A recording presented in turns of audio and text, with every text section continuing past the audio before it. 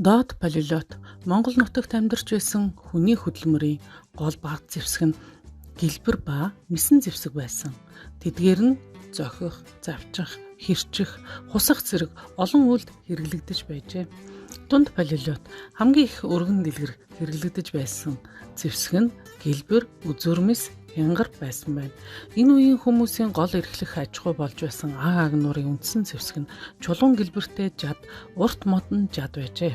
Анх голчлон хамтран хийдэг байсан байна. Дээд палеолитын үе улам боловсронгуй зэвсгийг хийх болсноор гадна эсхүүр, зоолтуур, үзүүрмэс, тал дугараг үзүүр, хусууранцар, жижиг сүх, ангийн зохирт жад шинээр бий болж хянгар хутга зэрэг бусад зэвсгийн төрөл олширч чанар нь урдаас эрс сайжирсан байдгийг.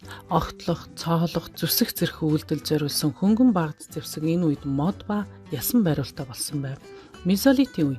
Мезолитийн үе нь аж ахуйн хэв шинж, нийгмийн байгууллагын хувьд дээд палеолитийн үетэй адил бөгөөд энэ үеийн гол онцлог нь хүн нийгмийн байгууллагын дараагийн шат болох неолитд шилжих, газар тариалан мал аж ахуй үүсэх бэлтгэлийн үе болсонд оршдог.